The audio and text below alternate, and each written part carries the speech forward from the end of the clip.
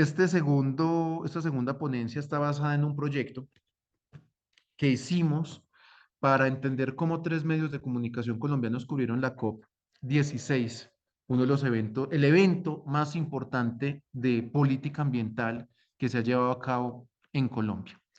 La COP 16 se celebró en Cali entre el 21 de octubre y el 1 de noviembre del 2024. Este evento tuvo como su centro la biodiversidad. Es el evento de discusión climática pues, más importante del mundo y se llevó a cabo en Colombia por primera vez. Y ahí nos dimos cuenta de muchas cosas. Los retos del periodismo y de los medios de comunicación fue muy grande. ¿Cómo cubrir un evento de este talante? ¿Cuáles, cuáles son los avances y los retos, las limitaciones que tiene el periodismo medioambiental en Colombia? ¿Cómo comunicar temas complejos a públicos no especializados? Y eso fue muy interesante ver cómo lo hicieron los medios de comunicación, porque sin, lo decía ahorita, sin una buena comunicación no se logra nada. Y más en un proceso de medio ambiente donde hay negociaciones todos los días, donde se toman decisiones de miles de millones de dólares, donde una decisión puede terminar salvando o no una especie, salvando o no un bosque. Explicarle eso a la gente para que entienda por qué eso es importante era un reto muy grande para medios de comunicación. Y lo que tratamos de responder en este proyecto fue qué marcos narrativos, tipos de fuentes y estrategias discursivas emplearon El Espectador, que es un medio impreso colombiano, Caracol Noticias, que es un medio nacional de noticias de televisión, y La Patria, que es el medio regional del departamento de Caldas, que es donde vivo, en la cobertura de la COP 16 y cómo estas decisiones inciden en la construcción mediática de la biodiversidad. Tenemos un marco teórico que está organizado en cuatro grandes categorías. El primero es el framing, la construcción de narrativas ambientales, que estas narrativas ambientales que están centrados en problemáticas ambientales no son solo descripción de los hechos, sino que son construcciones discursivas que jerarquizan y contextualizan esa experiencia social de las narrativas ambientales. Edman plantea que estos marcos cumplen cuatro funciones: definir problemas, diagnosticar causas, emitir juicios morales y sugerir soluciones. Y esos cuadros en el ámbito ambiental, pues, tienen una relevancia muy grande debido a la complejidad técnica y a la política de estos fenómenos. Ahí también hablamos un poco del modelo de Laswell, que es un modelo pues, muy básico de comunicación. ¿Quién dice qué? ¿Por qué canal y a quién lo dice? Y es una herramienta que utilizamos para analizar estas narrativas mediáticas. Una segunda categoría tenemos el periodismo ambiental en Colombia, las tensiones estructurales y las jerarquías discursivas. Ahí encontramos que en general el periodismo ambiental en América Latina ha transitado de ser una especialización marginal a ser un campo creciente de legitimidad, pero tiene muchas limitantes estructurales. Eso lo dice González. En Colombia, esta evaluación ha estado muy marcada por la riqueza de la biodiversidad que tiene nuestro país y el muy poco espacio que le dan los medios de comunicación a estos temas. Mejía identifica tres condicionantes. Uno, la insuficiente formación técnica de los periodistas. Dos, la subordinación de la agenda ambiental a intereses económicos y políticos. Y tres, la tendencia a simplificar problemas complejos. Para explicar, por ejemplo, el efecto del fracking en el Magdalena colombiano, pues una nota de 1 minuto y medio en televisión no es suficiente. Y una nota de televisión de 1 minuto y medio una vez cada 3 meses no es suficiente. Y también en ese mismo elemento del periodismo ambiental en Colombia, pues la distribución de las voces, quienes hablan sobre medio ambiente se vuelve muy importante. Sánchez y Fuente hablan de que en contextos de desinformación, de crisis de credibilidad, pues aquí el periodismo debe ser cada vez más plural, más transparente, pero la sobreabundancia informativa y la búsqueda algunas veces de fuentes no expertas en los temas hace muy difícil ese elemento, además de la oficialización del discurso ambiental.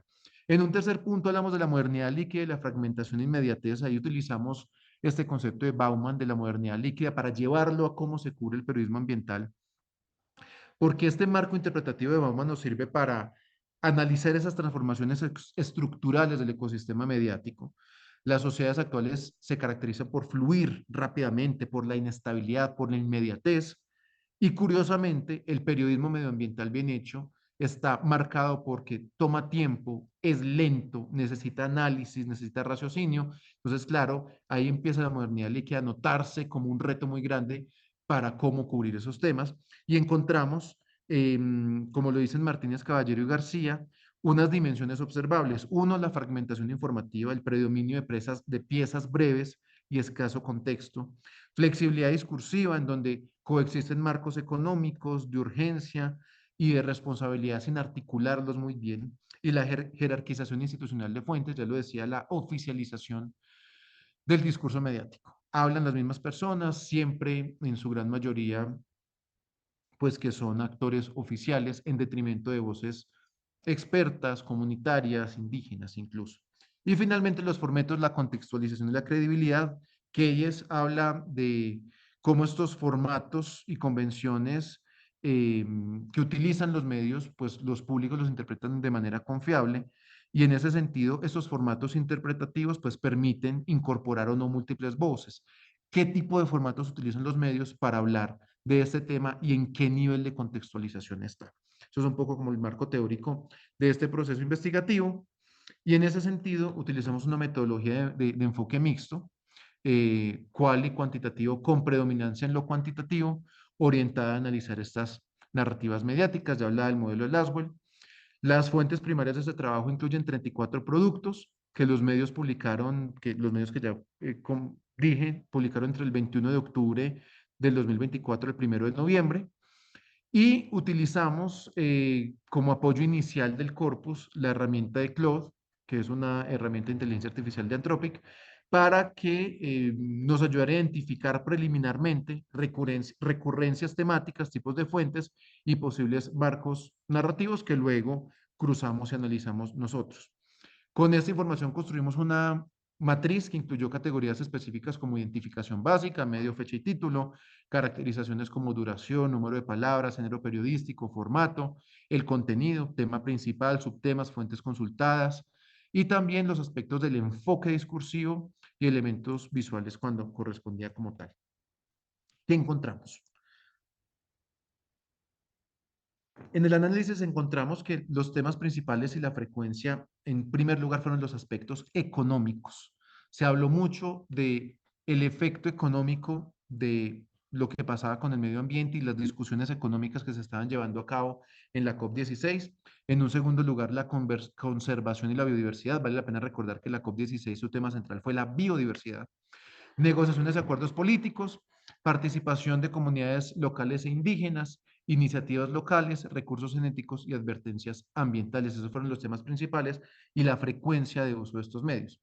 Fuentes citadas y clasificación, el 42% de las fuentes fueron oficiales o gubernamentales, versus un 19% en expertos o académicos, 14% de ONG ambientales, 10% empresariales o emprendedores, 8% indígenas y comunidades locales, 4% medios especializados en temas de medio ambiente, 2% religiosas y 1% diplomáticas. Ahí va uno mirando cómo ese marco teórico que construimos estaba respondiendo a cómo se construyeron y qué tipo de fuentes se utilizaron para contar lo que ocurría en la COP.